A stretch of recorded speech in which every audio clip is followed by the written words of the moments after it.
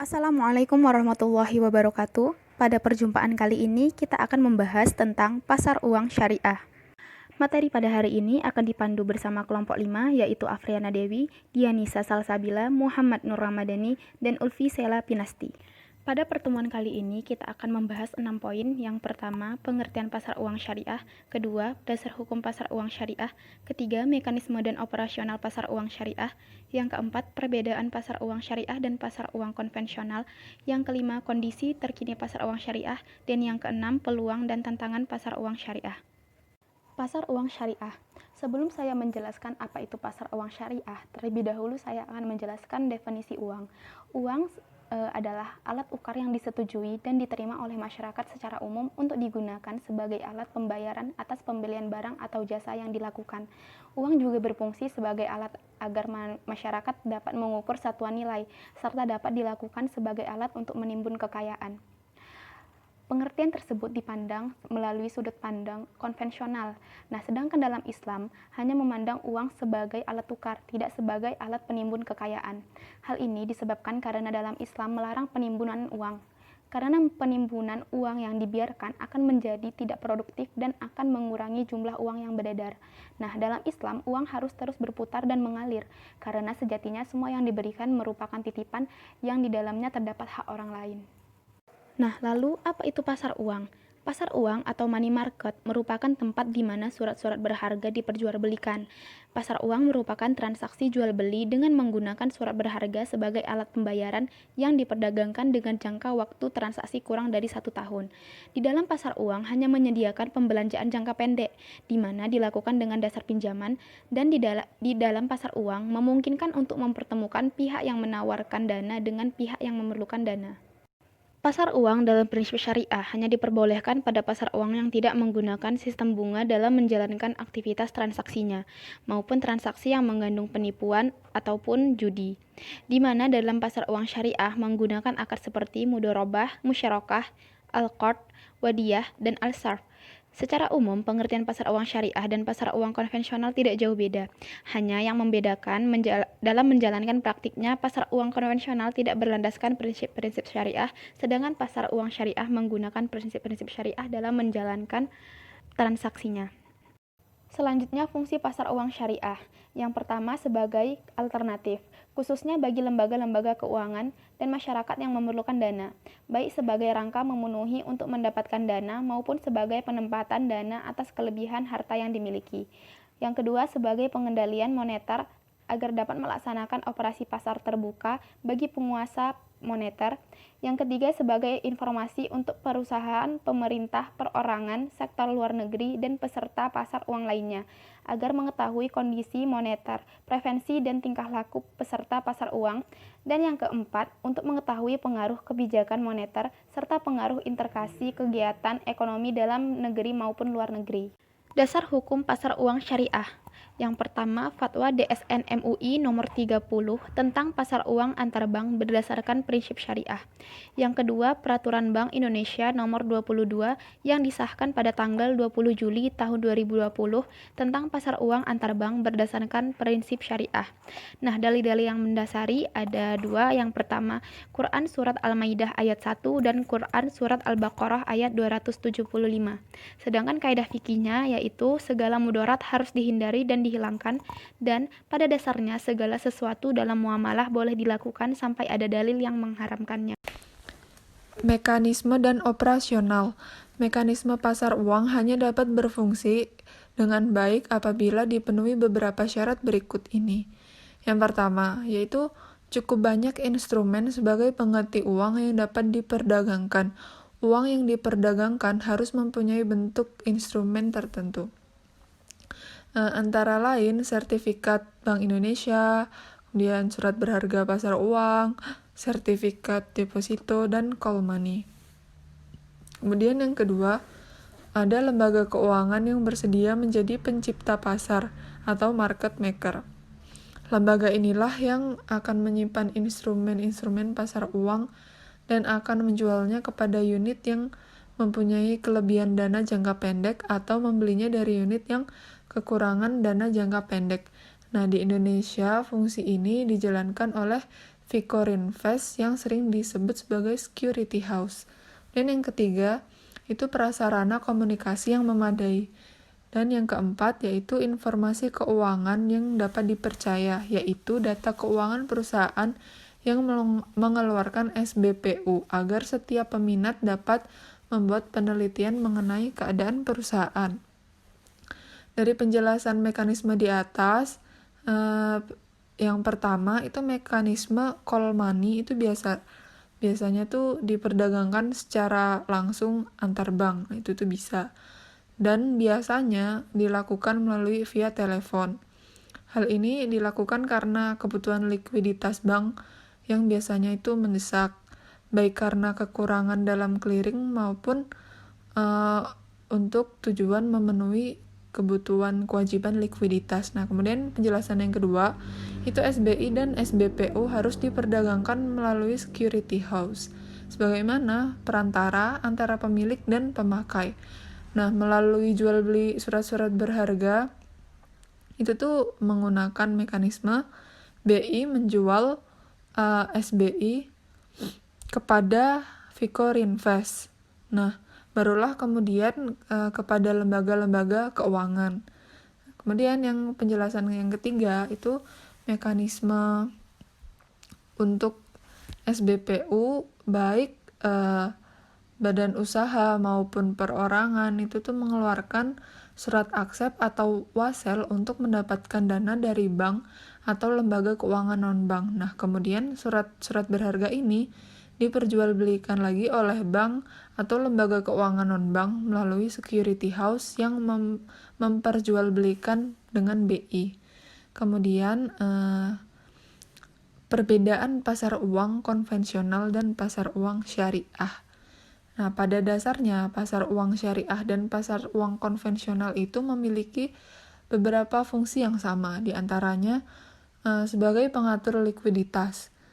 Jika bank memiliki kelebihan likuiditas, ia dapat menggunakan instrumen pasar uang untuk menginvestasikan dananya. Dan apabila kekurangan likuiditas, ia dapat menerbitkan instrumen yang dapat dijual untuk mendapatkan dana tunai.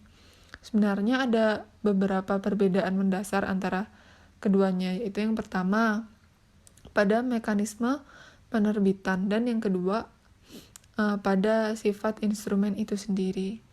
Pada pasar uang konvensional, instrumen yang diterbitkan adalah instrumen hutang yang dijual dengan diskon dan didasarkan atas perhitungan bunga. Sedangkan pasar uang syariah itu lebih kompleks dan mendekati mekanisme pasar modal.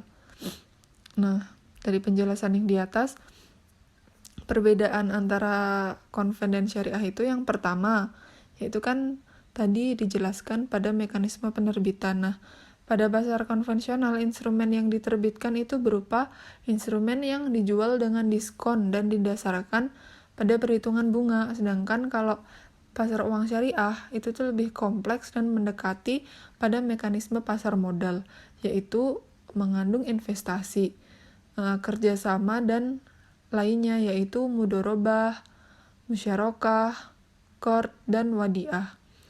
Tapi berbeda dengan pasar modal yang menjual surat-surat berharga dengan jangka panjang.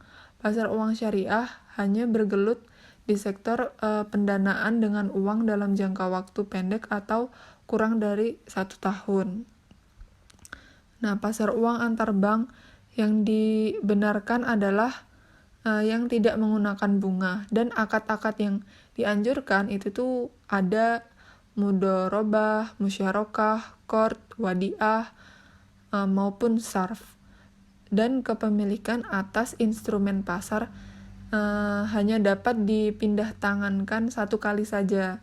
Namun dalam kenyataannya, dalam akad-akad tuh yang sering dipergunakan itu kan hanya akad mudorobah dan wadiah, karena biasanya kan menggunakan 2 akad itu kan kebanyakan.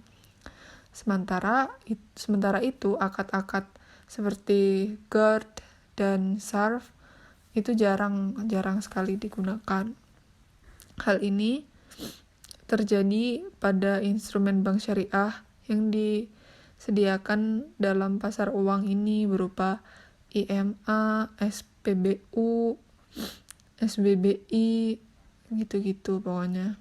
Kemudian perbedaan yang kedua yaitu kan tadi dari sifat instrumen. Nah, sifat instrumen pasar uang konvensional yaitu surat berharga yang memiliki uang di mana unit yang satu memiliki kewajiban pada unit lain, sedangkan instrumen keuangan syariah harus didukung oleh aktiva.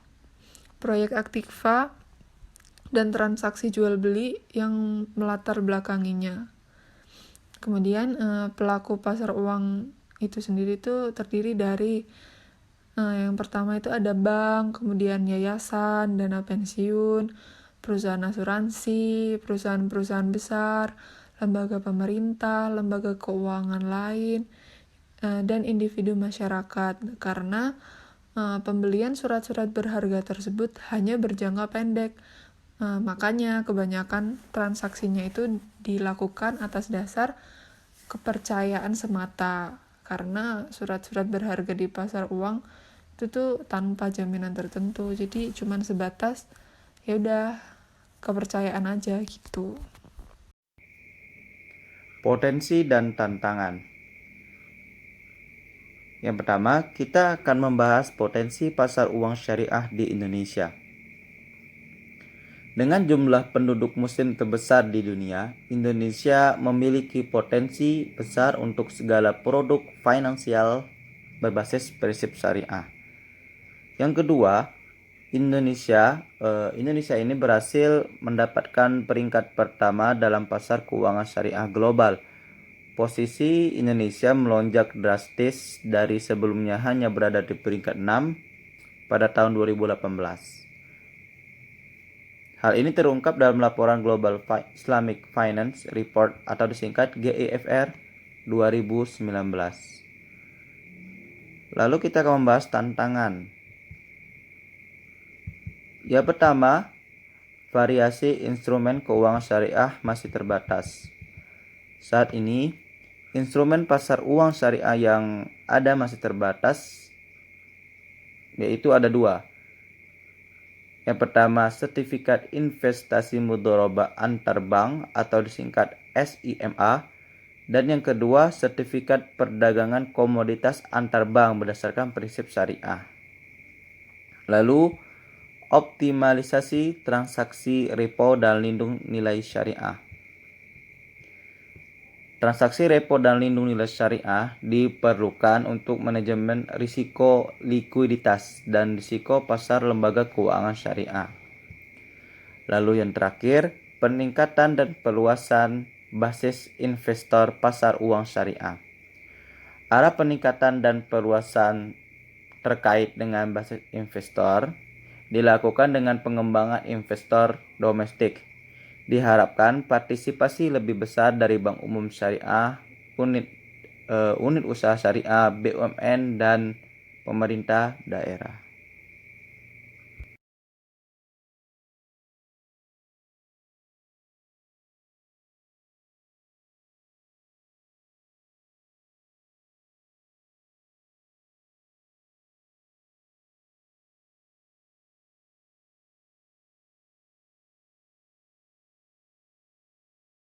Ya, terima kasih. Kondisi pasar uang syariah secara umum belum terlalu dalam. Hal ini dikarenakan masih terbatasnya instrumen di pasar uang antar bank syariah atau bisa disingkat dengan PUAS.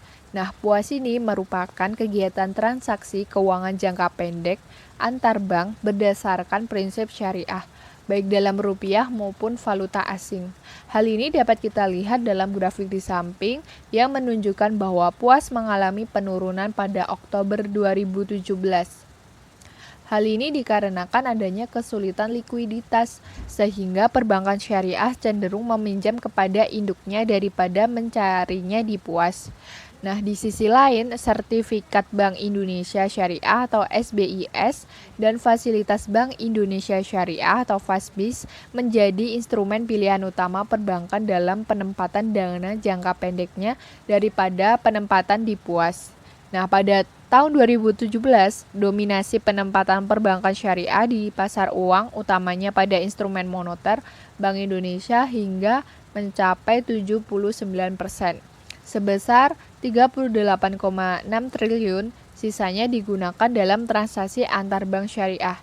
Selain itu, perbankan syariah belum aktif menggunakan instrumen Bank Indonesia sebagai underlying transaksi di pasar uang antar bank. Selanjutnya, kondisi terkini pasar uang syariah dapat kita ketahui dari laporan sindonews.com pada tanggal 27 Juli 2020 yang menyebutkan bahwa BI atau Bank Indonesia menyempurnakan ketentuan pasar uang antar bank berdasarkan prinsip syariah atau PBI PUAS melalui Peraturan Bank Indonesia Nomor 22/9/PBI/2020 pada tanggal 20 Juli 2020 yang mencabut PBI Nomor 17/4/PBI/2015. Ketentuan ini berlaku mulai pada tanggal 22 Juli 2020. Penyempurnaan PBI PUAS untuk penambahan instrumen baru PUAS berupa sertifikat pengelolaan dana berdasarkan prinsip syariah antar bank atau bisa disingkat dengan SIPA. Ketentuan ini juga bertujuan untuk mendukung pelaksanaan operasi moneter berdasarkan prinsip syariah dan menjaga kecukupan likuiditas di pasar uang antar bank berdasarkan prinsip syariah.